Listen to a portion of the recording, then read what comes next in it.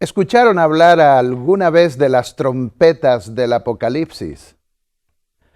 Ocupan las trompetas un lugar muy importante en ese último libro de la Biblia.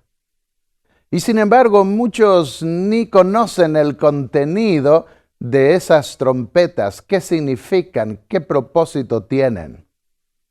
Hubo una época en la historia del cristianismo en donde hubo un consenso muy grande en la interpretación de las trompetas del Apocalipsis y tuvo que ver con el periodo de la Reforma Protestante. Pero en tiempos modernos eso fue cambiando y conoceremos también las razones.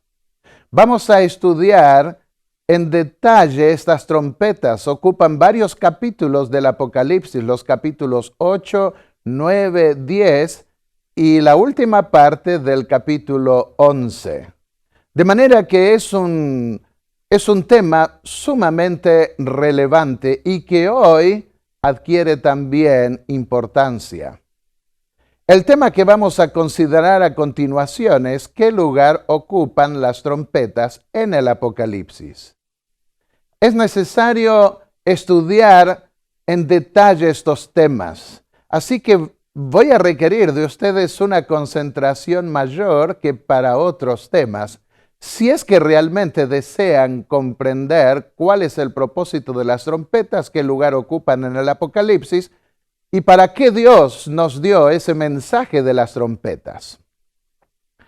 Comencemos analizando la estructura literaria o por así decir, toda la primera parte del Apocalipsis en conexión con el templo del nuevo pacto, el del cielo.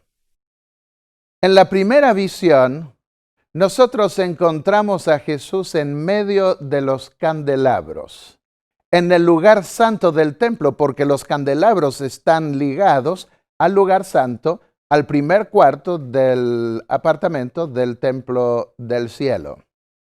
Luego pasamos a la segunda visión, es la visión también de los 7 sellos y que se da en el lugar santísimo, en el cuarto del trono de Dios. Y entonces pasamos a las 7 trompetas en el Apocalipsis.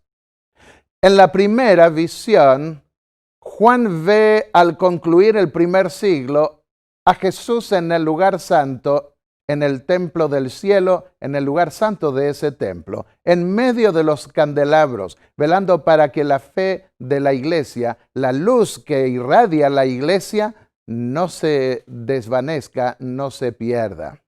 En esos mensajes a las iglesias de Asia, nosotros vemos que el propósito de esos mensajes es prepararlas para el juicio que va a comenzar a revelarse en el siguiente capítulo. Y amonesta a cada uno a vencer, porque la posibilidad de vencer y obtener la vida eterna está al alcance de todos aquellos que realmente quieran de corazón la vida eterna. La segunda visión que aparece en Apocalipsis 4 y 5 muestra al Cordero ante la corte del cielo, ante el tribunal de Dios.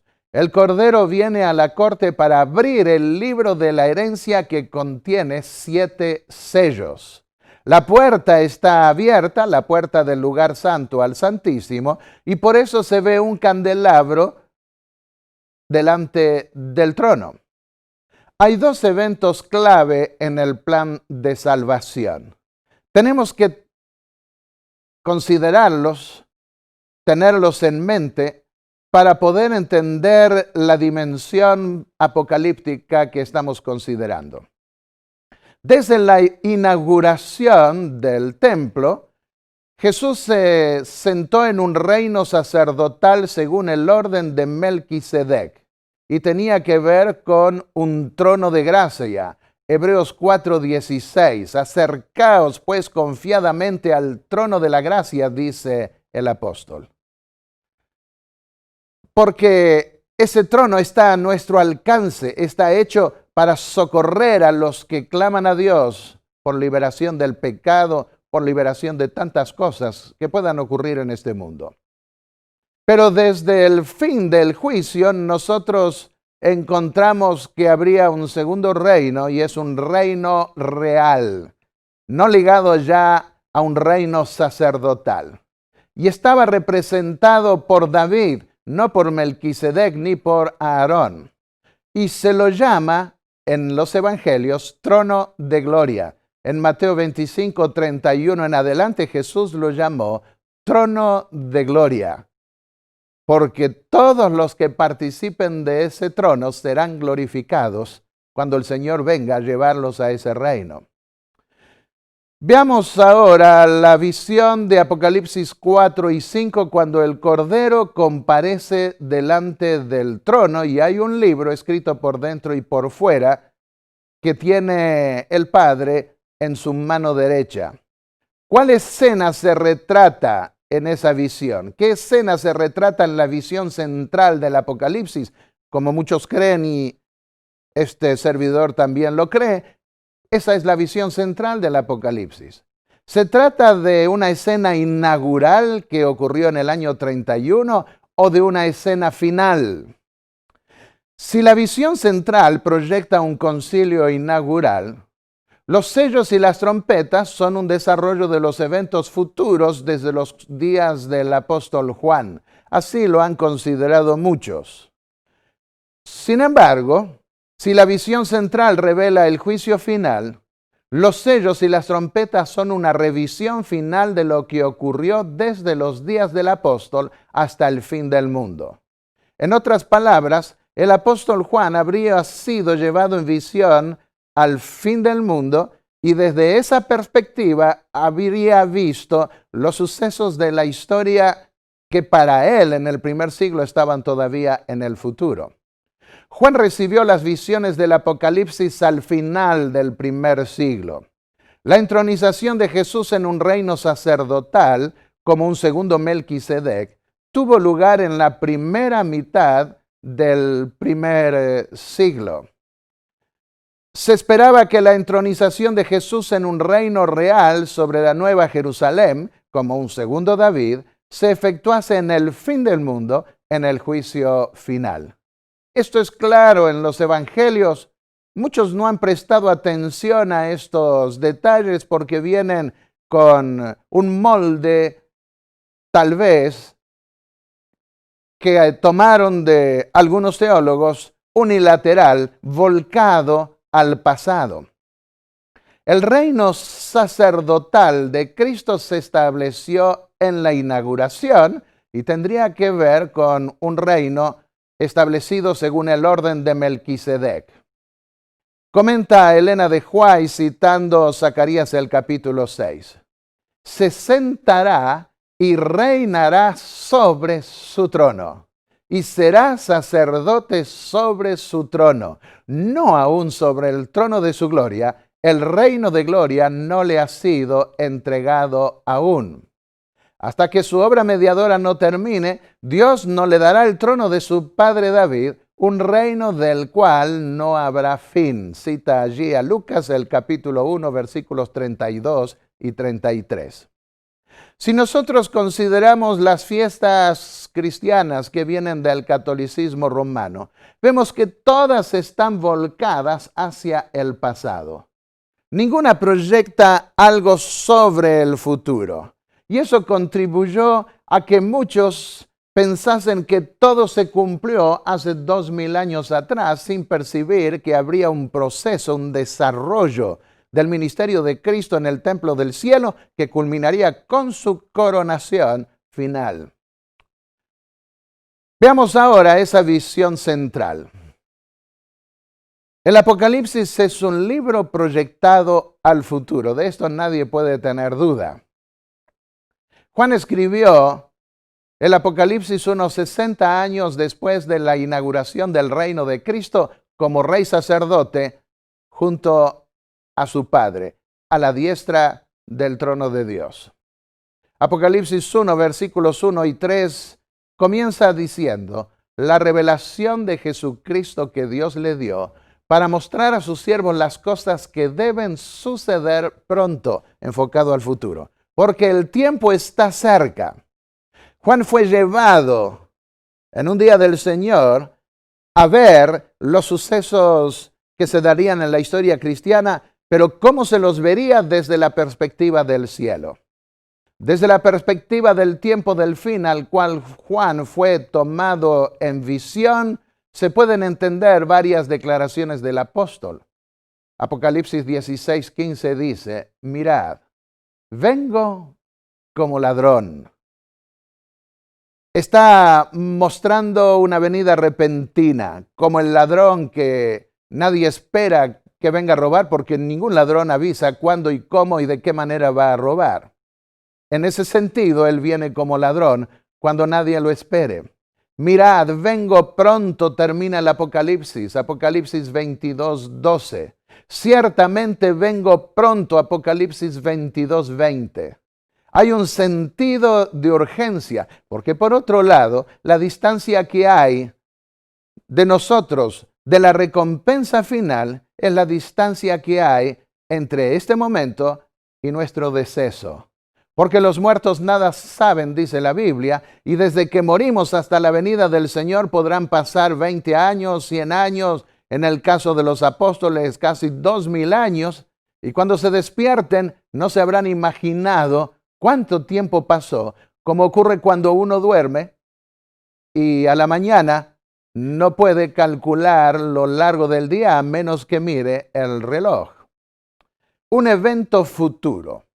Apocalipsis 1:7 pone los ojos de entrada, los ojos de los cristianos, de los creyentes en el futuro. Mirad que vienen las nubes y todo ojo lo verá, aun los que lo traspasaron, y harán lamentación por él todas las tribus de la tierra. Mirad, vienen las nubes. La vista de los creyentes debía ser puesta en la segunda venida de Cristo. Esa era la expectación que quedaba, porque la primera venida formaba parte de la expectación de los antiguos judíos del pueblo de Dios que esperaba la venida del Mesías, de un Redentor. Pero eso ahora se había cumplido y al final del primer siglo Juan proyecta la segunda venida de Cristo, esa expectación que debía permanecer vívida en cada uno de aquellos que aceptasen al Señor. En segundo lugar, debemos preguntarnos qué puerta se abre en la segunda visión, en esa visión central.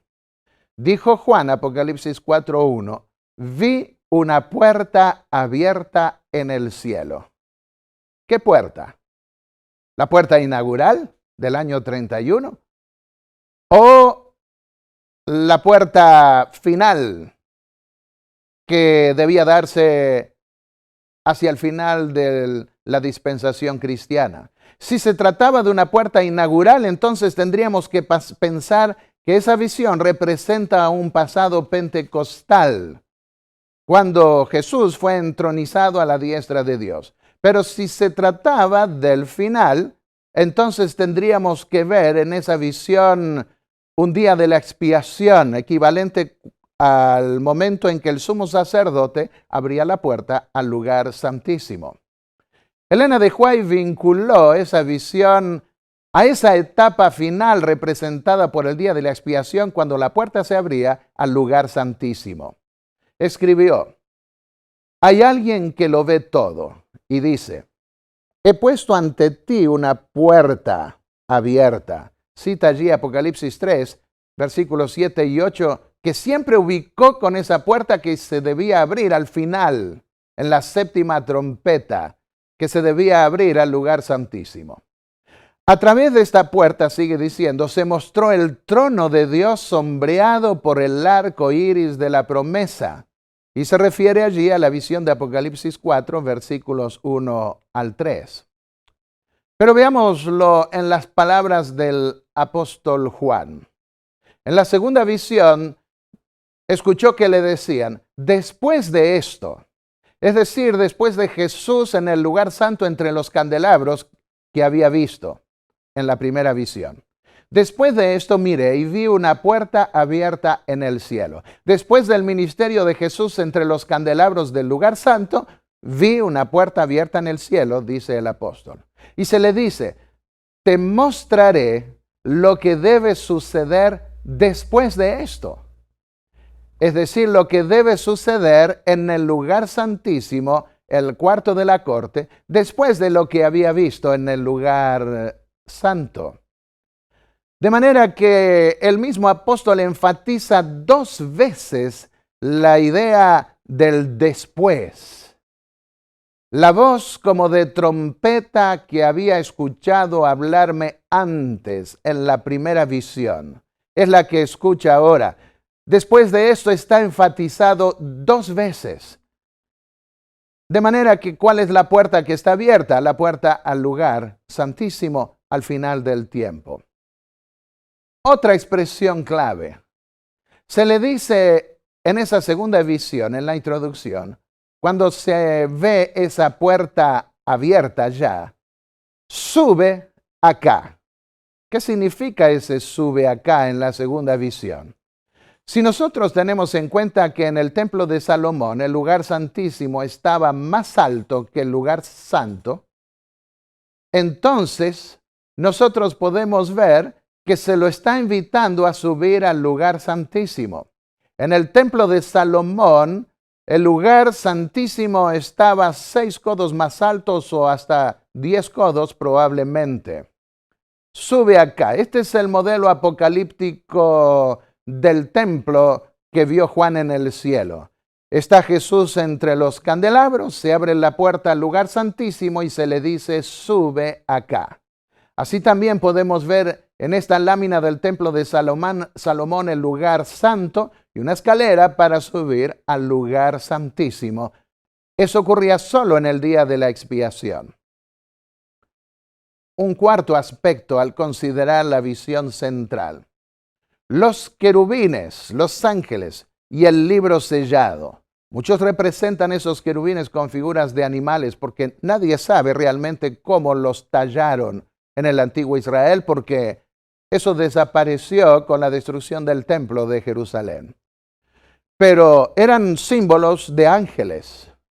Y el libro sellado, ¿cómo entenderlos? ¿Dónde ubicar los 4 querubines y el libro de la ley o pacto o testimonio? Hay, por un lado, 4 querubines en el lugar santísimo y el apóstol Juan vio 4 querubines también, 4 criaturas que representaban a esos ángeles más allegados al trono de Dios. Y al arca, al lado del arca estaba el libro del pacto. Era el único libro que estaba allí en el antiguo templo que era copia del verdadero, del que está en el cielo. Dice Apocalipsis 5:1, vi en la mano derecha del que estaba sentado sobre el trono un libro escrito por dentro y por fuera, sellado con 7 sellos. ¿Dónde ubicamos ese libro? Estaba ubicado al lado del arca del pacto en el antiguo Israel para el juicio. Miren lo que Dios dijo a Moisés, la orden que le dio, Deuteronomio 31:26. Toma este libro de la ley y ponlo al lado del arca del pacto para que testifique contra ti, contra los malhechores, contra los desobedientes, contra los rebeldes en el día del juicio. Debía quedar allí, en el lugar santísimo.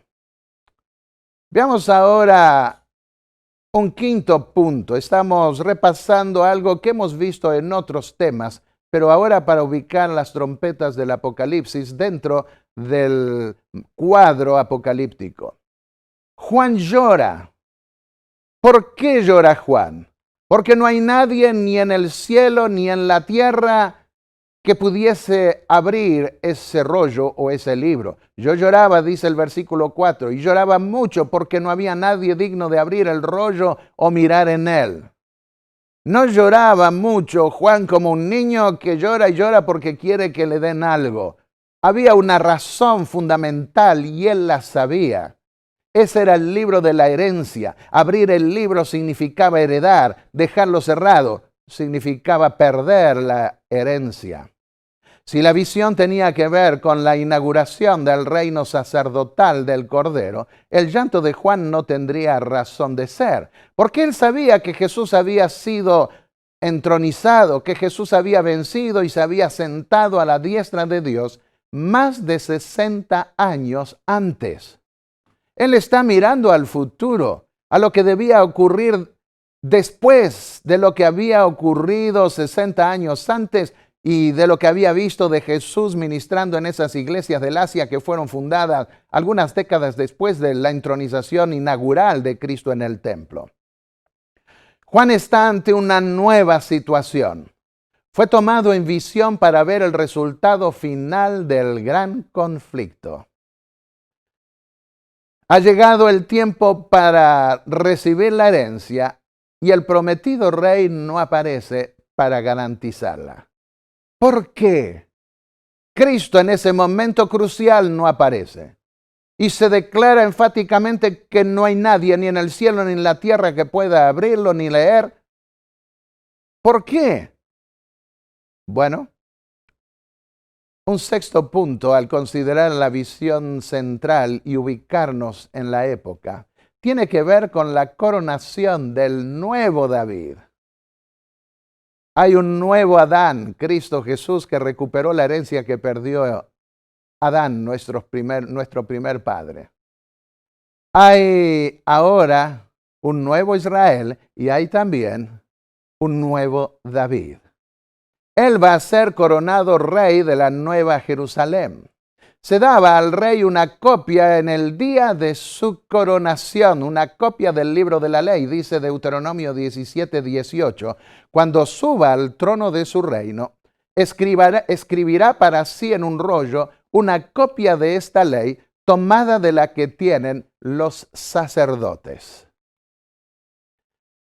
Cuando queremos entender más de cerca la visión de ese libro sellado que está en la mano derecha del que está sentado en el trono en Apocalipsis 5, nos quedamos sorprendidos por una declaración magnífica de Elena de White. Ella escribió que cuando los judíos gritaron, cuando Pilato les dijo a los judíos, voy a crucificar a vuestro rey, Pilato preguntó, ¿y qué respondieron los sacerdotes? Ellos dijeron, los sacerdotes y gobernantes, no tenemos rey sino César. Esa era una terrible capitulación. Cuando Pilato se lavó las manos, sigue diciendo ella, diciendo, soy inocente de la sangre de este justo. Los sacerdotes se unieron con la turba ignorante declarando apasionadamente, su sangre sea sobre nosotros y sobre nuestros hijos. Mateo 27, versículos 24 y 25. Y entonces declara, su decisión fue registrada en el libro que Juan vio en la mano del que estaba sentado sobre el trono, el libro que ningún hombre podía abrir. En toda su vindicación, esta decisión aparecerá el día en que este libro sea desellado por el león de la tribu de Judá. Acá nosotros podemos ver en esta declaración de Elena de White que ubica esta renuncia al pacto de ser el pueblo de Dios. Y que en el gran original del libro que está en el cielo, de lo cual el terrenal era una copia, en ese gran original se registra esa renuncia a pertenecer al pueblo de Dios, una renuncia al pacto. Y agregó lo siguiente, el tiempo llegará cuando todos lo alabarán diciendo, tú eres digno de tomar el libro y abrir sus sellos, porque tú fuiste muerto y nos has redimido para Dios por tu sangre de toda nación, tribu, lengua y pueblo, y nos has hecho reyes y sacerdotes para nuestro Dios. Ella ubicó la toma y apertura del libro hacia el futuro. Hay dos citas del espíritu de profecía que proyectan la toma y apertura de ese libro en el futuro, ninguna al pasado inaugural. Ella tuvo una visión clara de Apocalipsis 5 hacia el final de su vida. Comenzó ella a escribir, especialmente al comenzar el siglo XX, Dios la llevó a escribir más sobre esa visión de Apocalipsis 4 y 5 y hasta aclaró que en los eventos finales de la historia de la humanidad esa visión tendría un significado especial. Y sí, tiene que ver con la coronación del nuevo David. Digno es el Cordero que fue inmolado de recibir poder, riqueza, sabiduría, fuerza, honor, gloria y bendición, escribió ella. Oh, comencemos a cantar aquí los cantos del cielo y entonces podremos unirnos a la compañía celestial de arriba. Esos cánticos de alabanza a Cristo y de la dignidad del Hijo de Dios cuando en la tierra se lo mal representa y se descarta su obra de creación, se la pone a un lado y se prefieren levantar teorías que ignoren al Creador.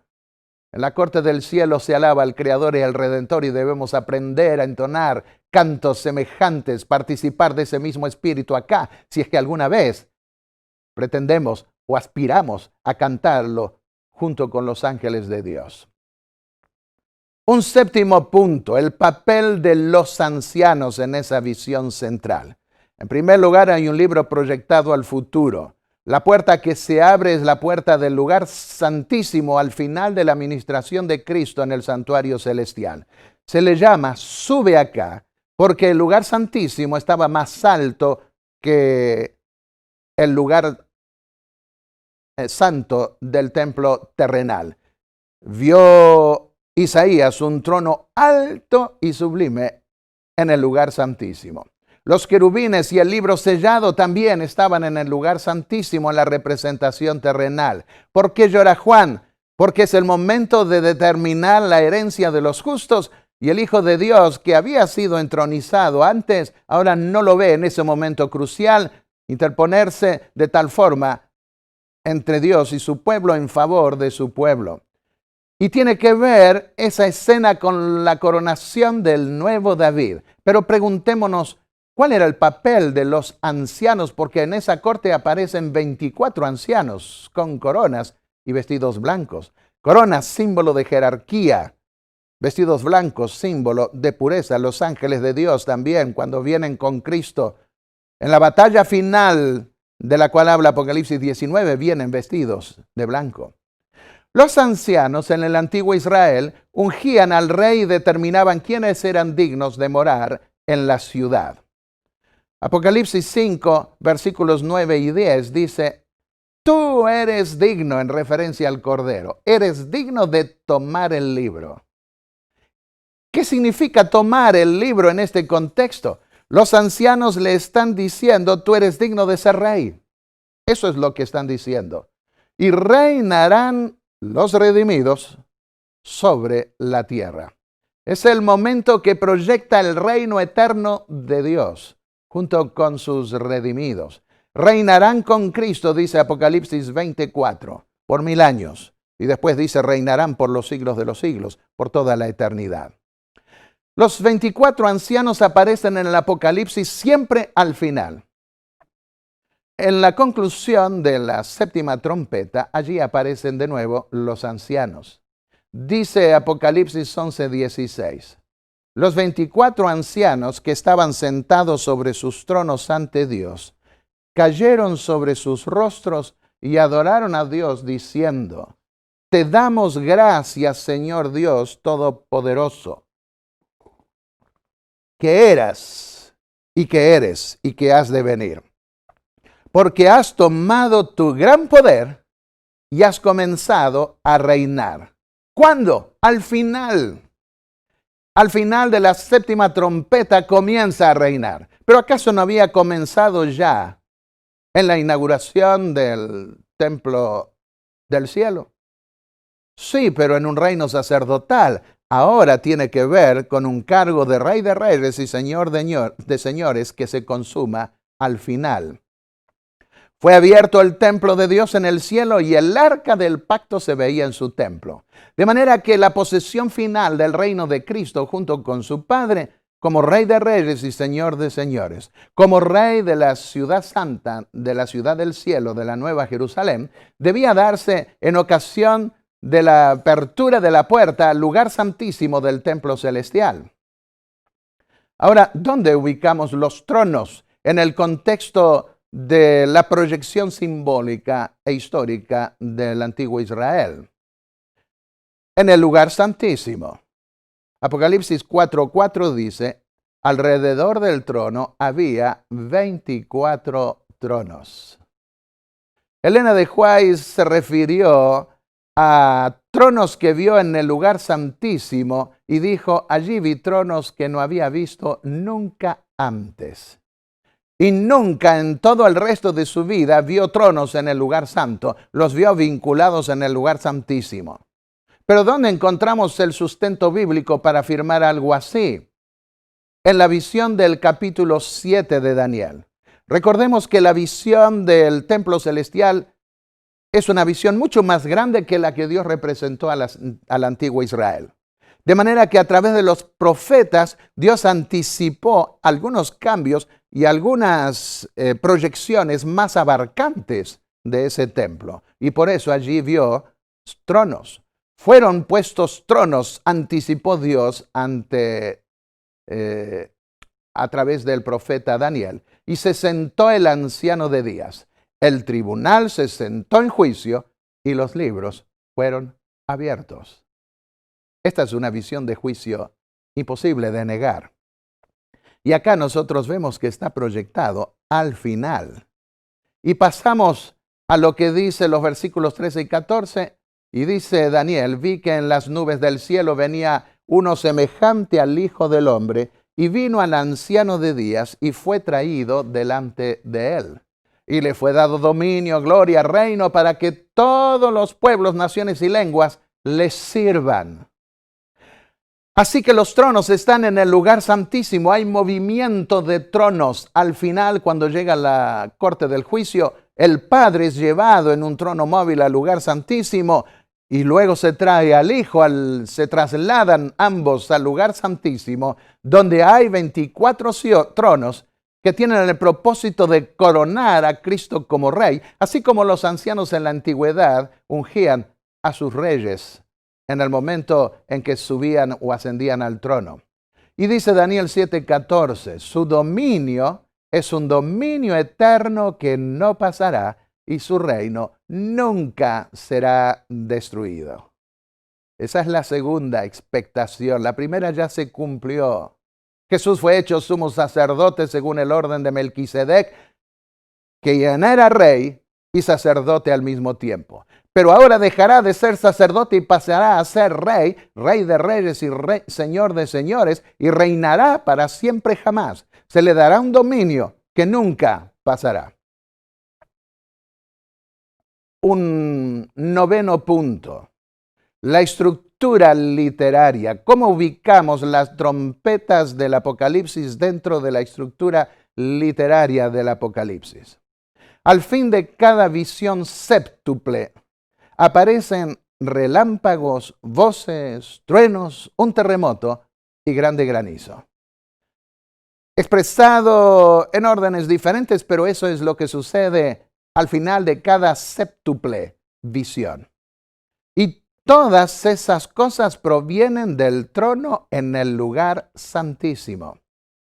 Cuando vamos al Antiguo Testamento encontramos que estas manifestaciones de la gloria de Dios, del poder de Dios, se dan en contextos de juicio a las naciones o a imperios. En el caso de Amós, el capítulo 1 y el versículo 2 dice, el Señor ruge desde Sión y truena desde Jerusalén. Tronos, voces, dice el Apocalipsis. En Jerusalén estaba el trono de Dios. ¿En qué lugar de Jerusalén? En el templo, en el lugar santísimo.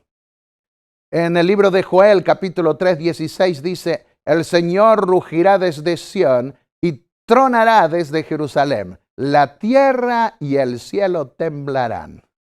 Pero el Señor será un refugio para su pueblo en esa crisis final. Queridos amigos, si nosotros nos sinceramos delante de Dios y nos disponemos a cumplir con su voluntad, podemos estar en paz y en el momento de prueba, el Señor será un refugio para cada uno de nosotros. Cuando vamos a Jeremías, el capítulo 25, los versículos 30 y 31, vuelve a decir el profeta, el Señor rugirá desde lo alto. tronará desde su santa morada y rugirá poderosamente contra su tierra. Un juicio contra su pueblo en este caso. Desde su santa morada, dice allí, desde lo alto. El lugar santísimo era el lugar más alto del monte Moria. Y entonces dice, Él traerá juicio a toda la humanidad y pondrá a los malos bajo la espada. Vamos a la epístola a los Hebreos, el capítulo 12 y el versículo 26. En aquel tiempo, dice el apóstol Pablo, su voz sacudió la tierra. Se refiere a la montaña del Sinaí. Pero ahora, agregó, ha prometido, una vez más, y sacudiré no solo la tierra, sino también el cielo. Ante la voz poderosa del Eterno, temblará hasta el mismo cielo. Y esos temblores o esos relámpagos, voces y truenos provienen del trono del juicio en el lugar santísimo. Nosotros podemos verlo esto representado hasta con una visión del trono y la apertura al lugar santo, como ocurría en el día de la expiación, representado en el Apocalipsis. Comencemos de atrás para adelante, de la séptima plaga, no de la séptima iglesia con la cual comienza el Apocalipsis en la primera visión. En la séptima plaga, Juan escucha una gran voz que ¿de dónde viene? Del trono. Estamos en el mismo fin del mundo. Estamos en el lugar santísimo. ¿Y qué dice? Hecho está. Entonces vinieron relámpagos, voces, truenos y un gran terremoto. Y se terminan las plagas. Y en este caso, se termina el mundo. Viene el Señor desde lo alto, hace juicio, destruye el mundo y se lleva a sus redimidos a la ciudad celestial. Vayamos a la séptima trompeta. El arca está en el lugar santísimo y dice, salían de allí relámpagos, voces, truenos, un terremoto y grande granizo. La última plaga estará constituida por la caída de granizo. Así que vemos que en la conclusión de cada séptuple visión, nosotros vemos esos relámpagos que nos ayudan a ubicarnos en el contexto apocalíptico. Vamos al séptimo sello. Algunos creen que es el silencio que hay en el cielo. No, lo que Juan escucha cuando se abren los sellos no necesariamente indica el todo, el sello, sino lo que ve. Y dice, ante el trono, sobre la tierra, había truenos, voces, relámpagos y un terremoto. Y el altar del incienso estaba delante del trono de Dios. La puerta, sin duda, abierta al lugar santísimo. La séptima iglesia. La séptima iglesia es la iglesia que vive en la época del juicio, en la época de la puerta abierta, y por eso la Odisea se llama juicio del pueblo. Ese es su significado. Del trono salían relámpagos, voces y truenos, dice allí. Pasemos entonces ahora a la gran revisión final, el último aspecto para considerar la visión central del Apocalipsis y de qué manera nos introduce en el mensaje o en los juicios de las trompetas. Hay una gran revisión final de los eventos de la historia.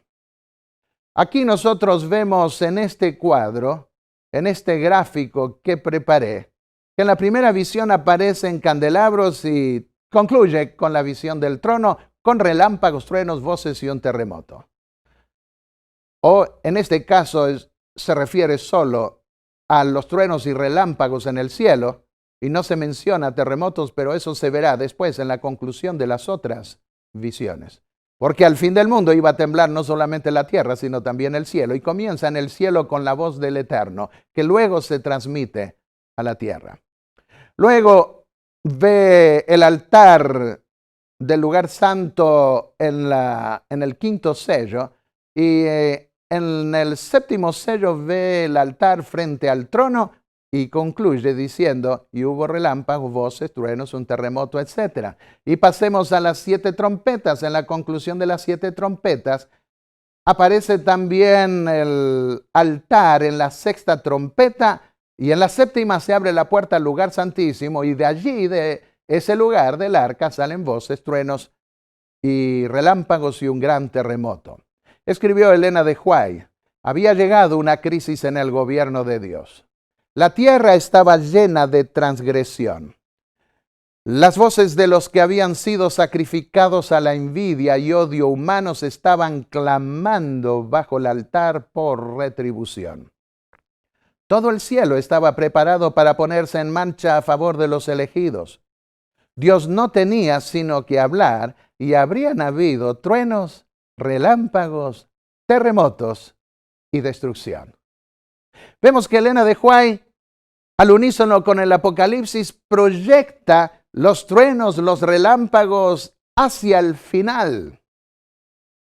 Y ella se expresó de esa época final y habló cuando la gran revisión tenga lugar.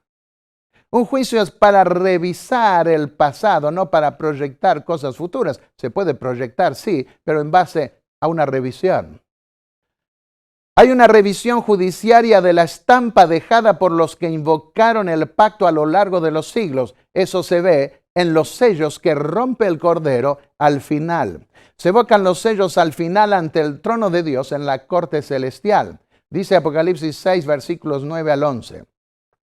Y se les dio a cada uno de los mártires que habían muerto una ropa blanca, y se les dijo que descansen un poco más, hasta que se completase el número de sus hermanos y siervos que también serían muertos como ellos lo habían sido.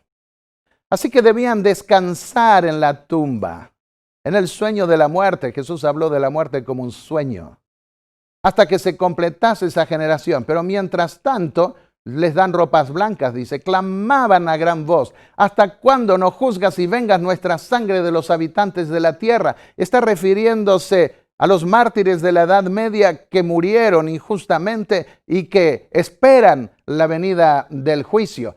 Y las ropas blancas son dadas en el juicio. Por eso cuando se les dice que descansen un poco más, pero ya les dan las ropas del juicio, muestra que el juicio comienza con los justos, con los que murieron, y les asignan las ropas, y luego se dedican a la investigación del juicio de los que estén vivos en la última generación. Caminarán, dijo Jesús, conmigo en ropas blancas porque son dignos. En Apocalipsis 3, versículos 4 al 5 dice, el que venza será vestido de ropas blancas, y no borraré su nombre del libro de la vida. Confesaré su nombre ante mi Padre y ante sus ángeles. Hay unas ropas que se darán a los redimidos al final del juicio. Hoy tenemos ropas que debemos lavar en la sangre del Cordero y que las recibimos, esa justicia de Cristo representada por las ropas, las recibimos cuando aceptamos a Cristo y somos bautizados. Pero las ensuciamos mientras nos preparamos para el cielo y tenemos la opción de lavarlas otra vez en la sangre del Cordero. Pero se nos darán las ropas definitivas como a los muertos en Cristo. Como dice Hebreos 9:27, está establecido que los hombres mueran una vez y después de esto el juicio. Y acá se ve en el 5º sello que se le entregan las ropas a los que murieron como mártires y mientras descansan todavía en la tumba esperando la vindicación final de los redimidos en la segunda venida de Cristo. Se evocan las trompetas al final ante el trono de Dios. Eso se ve, así como los sellos, se lo ve también en relación con las trompetas. Aunque a esas trompetas se las hicieron sonar antes a lo largo de los siglos. Pero ahora lo que vemos es la evocación, el recuerdo, la revisión, la recapitulación de esos juicios divinos que dio en lo pasado. Son juicios de Dios contra los que oprimen a su pueblo y en especial, en el caso de las trompetas, contra el imperio opresor, Roma, en sus diferentes fases. Testifican en la corte cómo Dios cumplió con su pacto donde prometió proteger a su pueblo. Los 7 sellos se evocan durante la séptima iglesia en el juicio. Cuando vamos a las 7 trompetas, vemos que esas 7 trompetas se evocan durante el séptimo sello, el que pertenece a Dios. Y la séptima trompeta proyecta las 7 plagas de la ira de Dios. Porque en la séptima trompeta se da la ira de Dios con la confrontación con la ira de las naciones, y la manifestación de la ira final de Dios se consuma en las 7 postreras plagas. Veamos los mensajes a las iglesias. Lo que Jesús requiere para vencer está allí escrito en forma sencilla y resumida. Pero cuando vamos a los sellos, vemos que se trata de una revisión del pacto, de aquellos que pactaron e invocaron el nombre del Señor. Y vemos que esa invocación y el testimonio que se dio se degradó a lo largo de los siglos. ¿Cómo sellaron el pacto los que reclamaron los derechos de la herencia? Y vamos a las trompetas que se evocan en el séptimo sello y vemos cómo Dios cumplió su pacto, la parte que le compite a Dios. Los juicios que derramó contra el imperio opresor por lo que hicieron con su pueblo. El séptimo sello dice lo siguiente: cuando el Cordero abrió el séptimo sello, hubo silencio en el cielo por media hora. Entonces vi que los 7 ángeles estaban de pie ante Dios y les dieron 7 trompetas. Y otro ángel vino y le fue dado mucho incienso para ofrecerlo con las oraciones de todos los santos ante el altar de oro que está ante el trono. Aquí se evoca la intercesión de Dios por los que padecieron a lo largo de los siglos y confesaron su fe en Cristo, invocaron el nombre de Cristo. El clamor hasta cuando, Señor, permaneció a lo largo de los siglos y debía llegar el día en que Dios diese una respuesta final. Y ese clamor llega hasta esa corte de juicio. Y se muestra en esa corte de juicio cómo Dios respondió con juicios a ese clamor, castigando al imperio opresor, impidiendo que llegase a tener un dominio absoluto y acabase en forma completa con la fe verdadera, con la fe del remanente, con la fe de los hijos de Dios que quisieron apoyarse en su palabra.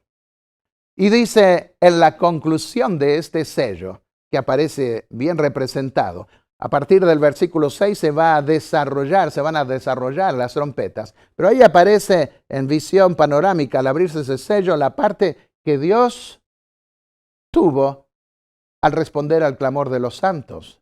Dice Apocalipsis 8, versículo 5, entonces el ángel tomó el incensario y lo arrojó a la tierra, y hubo truenos, voces, relámpagos y un terremoto. Se hace justicia, por fin, el clamor de los santos que llegó a ese altar ahora recibe una respuesta completa. Todos los juicios de Dios, así como la intercesión celestial anterior en el lugar santo, son evocados ante el trono celestial. Por eso está el altar frente al trono. La puerta está evidentemente abierta al lugar santísimo. Antes de la ejecución de los juicios de Dios en el antiguo Israel, los profetas evocaron los hechos principales que justifican a Dios para salvar un remanente y condenar las naciones opresoras. Veamos, por ejemplo, el profeta Amós. Por 3 pecados de Damasco, de Gaza, de Tiro, de Edom, de Amón, Moab, Judá, Israel, según va considerando después. Aún 4, no retraeré mi ira. Dios va dando juicios parciales, pero llega el momento en que Dios tiene que derramar su ira final. Y a pesar de esos juicios mitigados con misericordia que dio antes, que reflejan la ira de Dios, los israelitas o esos otros pueblos no cambiaron, no aprendieron de esos juicios y por consiguiente Dios no retrae su ira. Hay un principio recapitulativo. Con Amós se evocan los castigos divinos que se mezclaron con misericordia para culminar con los juicios finales de Dios. Veamos Amós capítulo 4 versículos 1 al 3. En esos versículos Amós anuncia el castigo de Dios. En los versículos 3 al 11 evocan juicios pasados y el resultado de esos juicios parciales mitigados con misericordia del pasado se repite diciendo, y no os volvisteis a mí. El propósito de los juicios de Dios que caen sobre el mundo es para que la gente reaccione y vuelva a Dios y recurra a Dios. Pero a menudo la gente es tan rebelde, y en el antiguo Israel el pueblo fue tan rebelde, que esos juicios no cumplieron el propósito misericordioso de Dios de hacer reaccionar a su pueblo para que vuelva a Él. Y entonces en el versículo 12 viene la sentencia final. Por consiguiente, porque no prestaron atención a todos esos juicios, porque no hicieron caso, porque no se arrepintieron, porque no volvieron a mí. Por consiguiente, dice, esto es lo que te voy a hacer, Israel. Y porque te voy a hacer esto, el castigo final, prepárate para encontrarte con tu Dios, oh Israel. Ahora hay un encuentro definitivo. Ahora tendrán que verse confrontados sin intercesión ante la misma presencia de Dios. Solo los que fueron limpios por la gracia de Dios, por la sangre del Cordero del sacrificio, podrían permanecer en pie ante la comparecencia del trono celestial. La conclusión de la sexta trompeta. Miren cómo concluye la sexta trompeta. Apocalipsis 9, 20 al 21. El resto de los hombres que no fueron muertos por estas plagas, las plagas de la quinta y sexta trompeta más especial, y aun las anteriores, no se arrepintieron de las obras de sus manos, ni dejaron de adorar demonios e ídolos de oro y plata y bronce y piedra y madera, los cuales no pueden ver, ni oír, ni caminar, ni se arrepintieron, dice allí. Ni se arrepintieron de sus crímenes, ni de sus brujerías, ni de su adulterio, ni de sus robos. Siguen con todo ese cuadro a pesar de esos juicios que Dios dio. Se evocan las 6 primeras trompetas para probar que Dios es justo al castigar definitivamente al mundo en la séptima y última trompeta, en las 7 plagas. De allí que es importante que conozcamos bien las trompetas, los juicios de Dios, cómo se los dio en el pasado, porque el mundo está uniéndose para hacer lo mismo que quiso hacer el diablo a través del Imperio Romano en la antigüedad. Se evoca la historia de una dinastía también a su final en el juicio, la dinastía del rey Nabucodonosor. Daniel evocó el pasado, comenta la pluma inspirada, trayendo ante Belsasar la luz que había recibido de la historia y juicio de Nabucodonosor. Daniel repitió fielmente la historia del renombre y degradación de Nabucodonosor y destacó la misericordia de Dios al darle otra oportunidad. Y concluyó Daniel ante Belsasar cuando apareció esa mano macabra diciendo, Mene, mene, tekel, uparsim, pesado ha sido en balanza y hallado falto. En esa evocación o recapitulación o revisión de la historia de esa dinastía de Nabucodonosor, en aquel microcosmos del mundo antiguo que representa lo que iba a ocurrir en la Gran Babilonia de los últimos días, se evoca allí la historia de una dinastía y entonces termina diciendo Daniel a ese rey, oh Belsasar, tú sabías esto, pero te levantaste contra el Señor del cielo y el Dios en cuya mano está tu aliento y todos tus caminos no has glorificado. Y el resultado fue que esa noche su reino fue entregado a los reyes de Media y de Persia. Al concluir las 70 semanas, Esteban también evoca la historia de Israel delante de los que iban a apedrearlo, y allí esas 70 semanas habían sido cortadas de los 2300 años y al mismo tiempo determinadas para el pueblo judío. Y ahora allí, antes que lo apedrearan, Esteban evoca la historia del pueblo de Israel. Vayamos al juicio postmilenial. Dice en el libro Conflicto de los Siglos, Elena de White, como en visión panorámica, al final en ese juicio, aparecen las escenas de la tentación y caída de Adán y las fases sucesivas del gran plan de redención. Todo está representado a lo vivo, como en visión panorámica. Todos los impíos del mundo están de pie ante el tribunal de Dios, acusados de alta traición contra el gobierno del cielo. Ellos ven exactamente dónde sus pies se apartaron de la senda de la pureza. Todo aparece como si estuviera escrito en letras de fuego. Vemos que hay una recapitulación, una revisión de los hechos sobresalientes de la historia, de los que pactan con Dios en los sellos, de los juicios de Dios en el caso de las trompetas. Y al final de la acción de la humanidad, antes que reciban su castigo final, cada uno podrá reconocer la justicia de Dios. ¿Por qué es necesario que al final haya una gran revisión de lo que Dios y los hombres hicieron en esta creación? Porque Dios es el creador y el universo debe entender que Dios no tuvo nada que ver con la introducción del pecado. Y por eso el Apocalipsis culmina con los hosanas, alabanzas, alegrías, las aclamaciones a Dios por asumir el reino y por su justicia. La estabilidad y la felicidad del universo entero dependen de la capacidad de Dios para demostrar que es justo. Por eso hay varias expresiones que encontramos en la Biblia que nos muestran que eso hará el Señor al final para bien de todo el universo y para seguridad eterna de todas las criaturas que Él creó. Porque debe destruirse el mal para siempre. Eso no es posible a menos que todas las criaturas, tanto en el cielo como en la tierra, puedan ver el verdadero carácter de los rebeldes en contraste con el carácter de amor de Dios. Dice Romanos 3:19, para que toda boca se cierre y todo el mundo quede bajo el juicio de Dios. Y eso pasará con los rebeldes. Todas tus obras te alabarán, oh Señor, y todos tus santos te bendecirán. Salmos 145:10. Vamos a Apocalipsis y encontramos el mismo lenguaje vindicatorio del carácter de Dios. Apocalipsis 15, versículos 3 y 4. Grandes y maravillosas son tus obras, oh Señor, Dios Todopoderoso. Justos y verdaderos son tus caminos, oh Rey de las naciones. ¿Quién no te temerá, oh Señor, y glorificará tu nombre? Porque solo tú eres santo.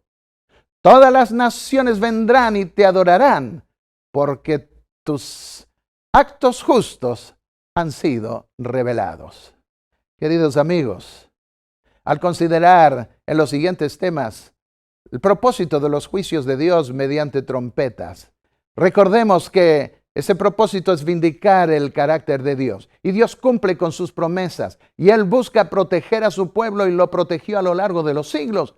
Y aun aquellos que cayeron como mártires les dará la recompensa de la vida eterna y alabarán al Señor de los siglos por toda la eternidad. Quiero preguntarte ahora, ¿quieres tú también participar de esa alabanza que vindicará a Dios? En lugar de maldecir a Dios como hacen muchos cuando no llueve, cuando hay catástrofes, cuando hay violencia, como si Dios fuera responsable. Tú puedes llegar a comprender los propósitos divinos en todo esto y ver que al final Dios triunfará y los que confiaron en Él triunfarán con Él. ¿Quieres triunfar con Él? Te invito a que inclines su rostro para orar conmigo. Padre y Dios Santo que estás en los cielos, ante ti estamos, confiando en tus promesas. Hay violencia en el mundo, hay engaño por doquiera, hay enfermedades, plagas, miseria. Nosotros, Señor, queremos confiar en ti y sabemos que en esa crisis final donde el diablo expondrá todo su poderío para revelar su carácter y así, para que todo el universo pueda convencerse de su malignidad, nosotros, Señor, queremos participar de la vindicación divina que se da en esa corte del juicio del cielo. Danos la victoria en el nombre de Jesús. Amén.